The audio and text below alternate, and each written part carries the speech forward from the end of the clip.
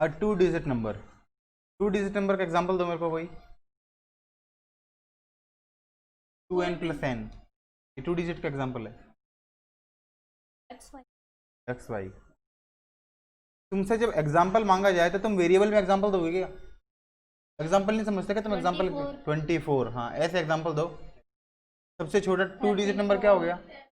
10। सबसे बड़ा कौन हो गया? 99। इसका मतलब टू डिजिट नंबर जो तुम्हारा आंसर है वो कहाँ से कहाँ के बीच में है? 10 से 99। अब तुम 99 कैसे लिखते हो? 99। ये तो क्या होता है? वंस। ये क्या होता है? टेंस। 1 का मतलब 1 से मल्टीप्लाई, टेंस का मतलब 10 से मल्टीप्लाई, हंड्रेड्स का मतलब 100 से मल्टीप्लाई। ठीक है, तो एक्स वाई अपन कोई नंबर मान लेते हैं एक्स वाई। वाई कौन है? वंस, मतलब वाई इंटू 1। और एक्स कौन है?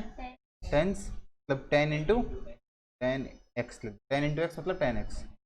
अगर दोनों को ऐड करके लिखेंगे तो क्या हो जाएगा? 10x plus Y. ये कोई नंबर हो गया 10x प्लस वाई। जैसे कोई नंबर है 54। 54 का मतलब 5 गुणा 10 प्लस 4 गुणा 1, हो गया ना 50, और 4 54 हो गया। इसका मतलब किसी नंबर एक्स वाई को मैं क्या लिख सकता हूँ? 10x plus Y.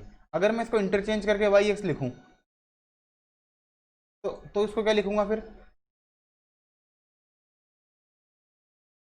अरे अगर मैं एक्स वाई को वाई एक्स लिख दूँ तो इसको खोल के ऐसे एक्सपेंडेड फॉर्म में कैसे लिखूंगा? जैसे ये एक्सपेंडेड फॉर्म है इसकी 10x plus Y, 10y plus x, क्योंकि इसमें x कौन बन गया? वंस, और y कौन बन गया? टेंस। तो इसकी एक्सपेंडेड फॉर्म तो क्या हो गई? 10x प्लस वाई, और इसकी एक्सपेंडेड फॉर्म क्या हो गई? 10y plus x. इतना समझ में आ गया? अब देखो सवाल क्या है। जहाँ पे लिखा है टू डिजिट नंबर, उसकी जगह क्या लिख दो? 10x plus Y. इसकी जगह equal to 10 two digit number is such that the product. तो ये तो भूल जाओ अब, क्योंकि प्रोडक्ट का नाम ले दिया, और प्रोडक्ट कौन है? इसकी डिजिट। तो डिजिट तो एक्स और वाई ही है, मतलब उनकी फेस वैल्यू तो वही है, प्लेस वैल्यू तो अलग अलग है। प्लेस वैल्यू में वंस, टेंस, हंड्रेड्स होते हैं, लेकिन जो डिजिट्स है, जैसे 54 किससे मिलकर बना है? 5 और 4 से। डिजिट तो 5 और 4 ही है इसमें। इसकी डिजिट का प्रोडक्ट मतलब मल्टीप्लाई कितना दे रखा है? 14। इसका मतलब x into Y equal to 14। अब ये हो सकता है 72, वो हो सकता है 27, कुछ भी हो सकता है, पता नहीं अपने को। लेकिन अपने को क्या दे रखा है? टू डिजिट नंबर इस तरह का है कि उनकी डिजिट का मल्टीप्लाई 14 है। एक चीज़ ये दे दी पहली इक्वेशन। आगे देखो, व्हेन 45 इज एडेड, किसमें किया है? टू द नंबर, इस नंबर में, यही तो है टू डिजिट नंबर। तो 45 इज एडेड मतलब प्लस 45, किसमें कराएंगे? 10x प्लस वाई में। The digits interchange their places. जो डिजिट्स हैं वो आपस में उल्टी हो जाती है, मतलब y पहले आ जाएगा, x बाद में आ जाएगा। इसका मतलब ये क्या बन जाएगा? 10y plus x. ठीक है, मतलब पहले अपने पास एक्स वाई था, एक्स वाई में अपन ने 45 ऐड कर दिया, तो क्या बन गया? Y X. लेकिन एक्स वाई को क्या लिखूंगा? 10x प्लस वाई, ये इसकी एक्सपेंडेड फॉर्म है। जैसे 54 है, 54 को मुझे क्या लिखना पड़ेगा? 50 प्लस 4। इसकी एक्सपेंडेड फॉर्म यहाँ पे हो गई, और इसकी एक्सपेंडेड फॉर्म यहाँ पे हो गई। इस तरह से लिखना पड़ेगा, ये गलत हो जाएगा। इसका मतलब तो क्या हो गया? x into Y. यहाँ पे 5 इंटू 4 थोड़ी है, 5 इंटू 4 तो 20 होता है। तो 54 को तुम 5 इंटू 4 तो नहीं लिखोगे, क्या लिखोगे? 50 प्लस 4, मतलब 5 इंटू 10 प्लस 4। इसलिए मैंने क्या लिखा है इसको? 10x plus Y. अब देखो आगे, let the unit digit of the initial number is Y. मतलब जो इनिशियल नंबर कौन है? ये वाला। इसकी जो यूनिट डिजिट है, मतलब टेंस प्लेस से पहले वाला यूनिट्स प्लेस, ये वाला, ये वाई है, और अपने में भी वाई है, तो कुछ चेंज नहीं करना। ठीक है, यूनिट में वाई है। अपन क्या करें? वाई की फॉर्म में आंसर चाहिए। ऊपर वाली इक्वेशन, जो फर्स्ट इक्वेशन है, इससे एक्स की वैल्यू निकाल लो। एक्स की वैल्यू कितनी आएगी? 14 अपॉन वाई, और इस 14 अपॉन वाई को इस एक्स में डाल दो, दूसरे वाले एक्स में। इस x में। चलो x की जगह तो tan ऐसा कैसा, x की जगह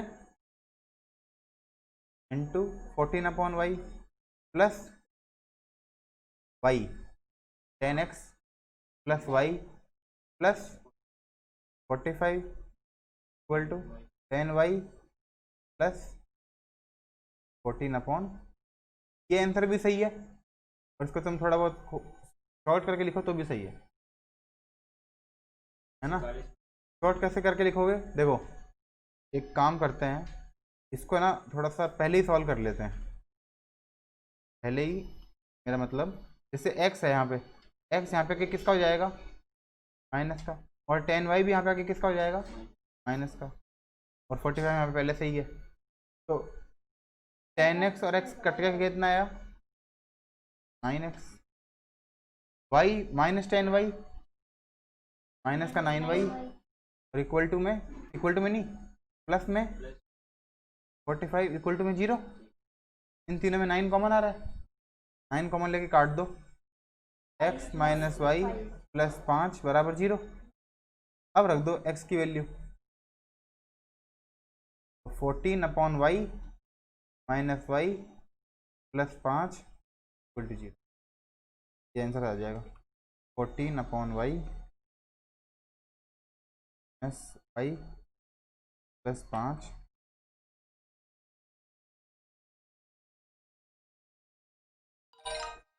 वापस बताऊँ ये वाला, लगता तो नहीं है मेरे को, आ गया तो एक काम करके दिखाओ। चलो आगे देखो, आगे क्या है, the Superman had to fly a distance of इतने किलोमीटर, सुपरमैन को इतना फ्लाई करना है, his speed was slowed down due to bad weather, तो पहले तो वो ढंग से चला होगा, बाद में स्पीड कम हो गई होगी, ऐसा है क्या, नहीं ऐसा कुछ नहीं है। His average speed decreased by 100, अच्छा मतलब उसको इतना चलना है, तो डिस्टेंस का फॉर्मूला क्या होता है, स्पीड इंटू टाइम, कुछ भी अपनी मर्जी से स्पीड मान लो, अपनी मर्जी से टाइम मान लो, स्पीड क्या दे रखी है s, तो टाइम को मान लो t, s into T, speed into time कितना हो गया 2800, अब इसकी स्पीड कम हो गई, स्लो डाउन, अगर स्पीड कम हो गई तो टाइम बढ़ेगा, the average speed decreased by, मतलब कम हो गई, s पहले s था, अब s की जगह क्या लिखेंगे s माइनस 100, तो s की जगह लिख दिया s माइनस 100 ब्रैकेट, t की जगह क्या लिखेंगे, t बढ़ेगा, it took 30 more minutes to cover the same distance, t plus 30 नहीं, t प्लस हाफ, हाफ क्यों, क्योंकि ये मिनट में है, और मिनट में नहीं चाहिए, देखो ये किलोमीटर पर आवर है, ये आवर में है, तो ये भी किस में चाहिए, आवर में चाहिए, और 30 मिनट, अगर 60 मिनट में 1 घंटा होता है, 30 मिनट में आधा घंटा होगा, तो यहाँ पे t प्लस 30 नहीं लिखेंगे, t प्लस हाफ लिखेंगे, गलती बहुत बच्चे करते हैं, तो तुम मत करना, कि तुमको पहले बता दी गलती कौन सी नहीं करनी। आगे इक्वल टू, वो कब ही आएगा, क्योंकि अगर स्पीड कम कर दी टाइम बढ़ गया, तो डिस्टेंस तो वो की वही रहेगी, तो डिस्टेंस से क्या लिख दें, जो पहले थी वही डिस्टेंस अभी है, s के अंदर लिखना है इक्वेशन को, s लिखना है, मतलब t की वैल्यू डाल दें, t की वैल्यू क्या आ गई ऊपर वाले से 2800 अपॉन s, इस t की जगह क्या लिख दें s माइनस 100, और t की जगह 2800 अपॉन s 1/2, और इक्वल टू में क्या आंसर, ये लिख s माइनस 100 28, इक्वेशन लिखनी है, बाकी इक्वेशन के बाद में तुमसे करवा लेंगे, लेकिन अभी तो ये जरूरी है, पहले तो देखो, पहले ये करो फिर करवाएंगे, पहले तुम इतना तो कर लो,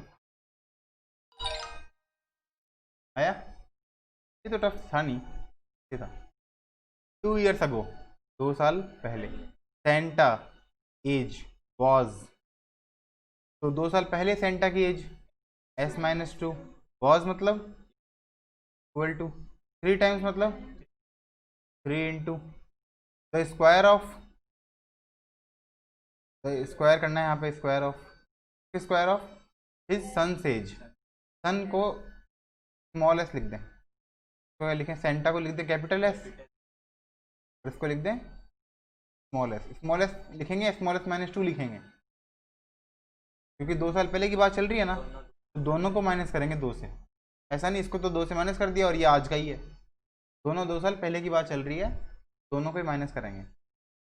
तो 2 ईयर्स अगो, ठीक है, माइनस माइनस कर दिया। Santa's age S minus 2 was मतलब इक्वल टू 3 टाइम्स मतलब 3 इंटू द स्क्वायर ऑफ इसी नंबर का स्क्वायर, क्या स्क्वायर, सन्स एज का स्क्वायर। क्या आगे 3 ईयर्स हैंस, हैंस मतलब बाद में, तो यहाँ पे s प्लस 3, यहाँ पे भी स्मॉल एस प्लस 3। इसके बारे में देखो क्या दे रखा है, 3 years hence his age will be मतलब इक्वल टू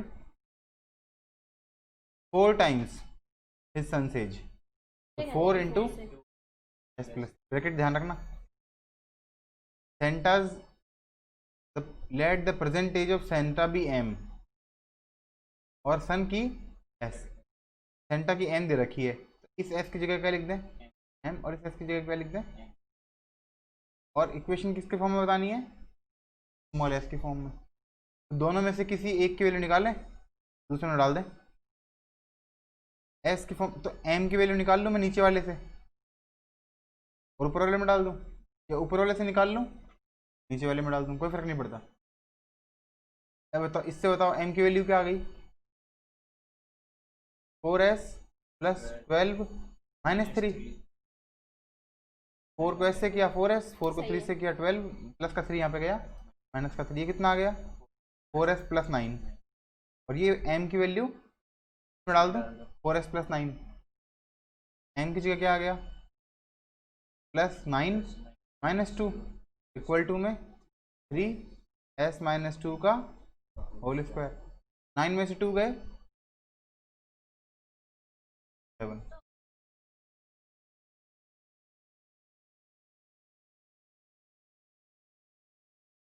माइनस 2 से पहले ये पूरा m की वैल्यू डाल दी ना इसमें, ये देख m ही तो था, s नहीं है, s की जगह m लिखा है काट के। s मैंने पहले कैपिटल S लिखा था सेंटा वाला, लेकिन सेंटा की इसने एज क्या दे रखी है m, तो s को काट के m लिख दिया। ऐसे इसमें किया ना, s को काट के m लिख दिया, s नहीं है मल्टीप्लाई, ठीक है। m की जगह क्या लिख दिया, ये काम हो गया, पूरे को हटा दो। 4s प्लस 7 इक्वल टू में ये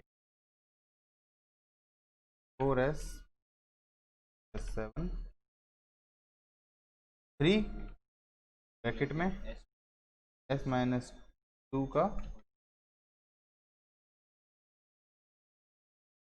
गलत हो गया, गलत कैसे हो गया यार, क्या गलती कर दी इसमें अपन ने, लगता तो नहीं कुछ गलती करी, फिर भी वापस देखते हैं। 2 years ago Santa's age, Santa की एज क्या है m was 2 years ago m minus 2 was मतलब equal to 3 times the square of son's age s minus 2, 3 times, ये सही है।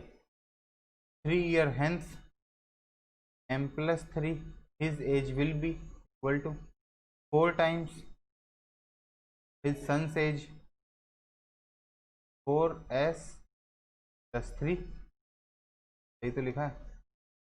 m की जगह m इक्वल टू 3 यहाँ पे गया, 4s plus 12 minus 3, 4s minus plus 9, 4s plus 9 m की जगह डाल दिया, 4s प्लस 7, कैसा कैसा, फिर तो सही है अपना भाई, तो नहीं है, इसने गलती कर दी होगी, देखते हैं। इसकी एज s है, इसकी एज m है,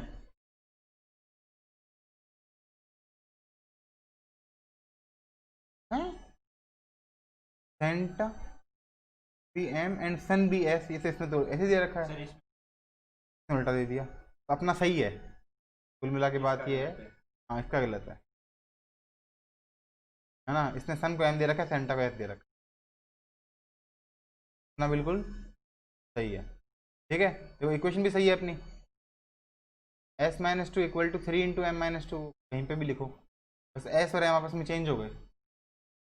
और यहाँ पे भी S plus three M minus three, S plus three equal to 4 into M plus, अपन ने लिखा है वो बिल्कुल सही है, इसका गलत है ना। सही तो इसका भी है, लेकिन वैसे इसका गलत है।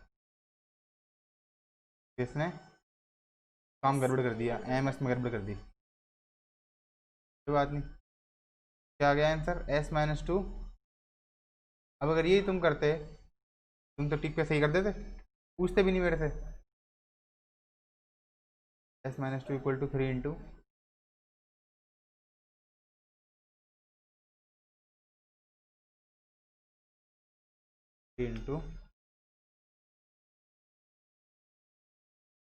S minus 17/4। एस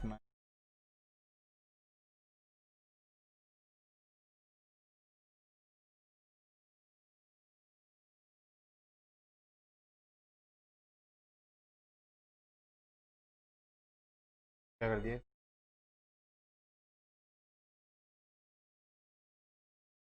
क्या पूरे का होल स्क्वायर है।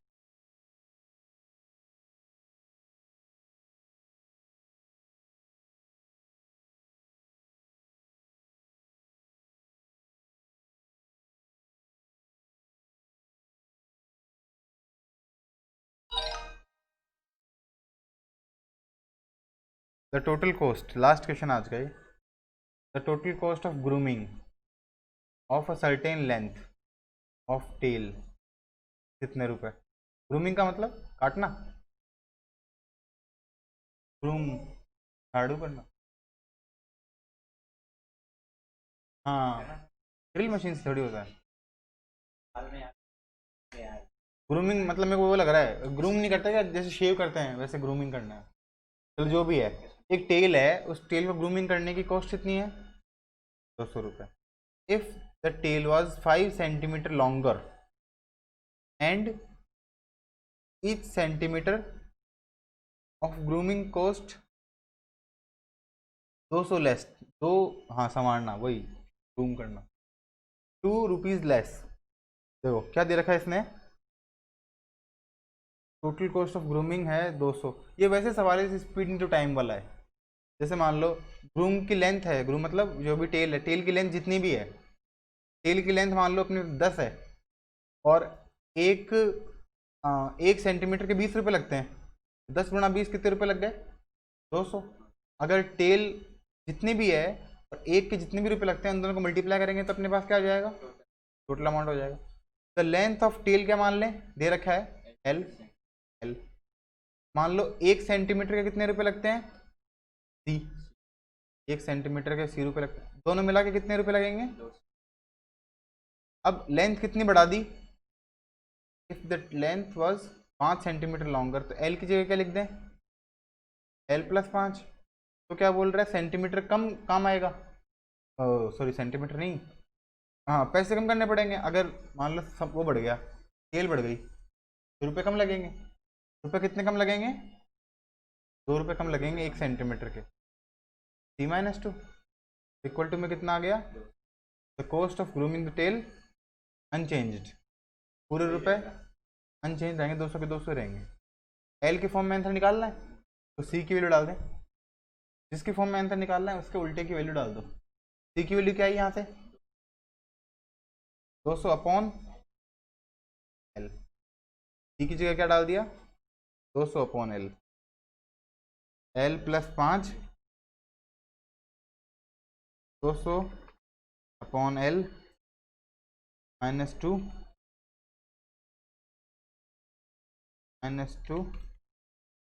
इक्वल टू, चलो आज ही करना है सारे तुमको ना, कल का वेट मत करना।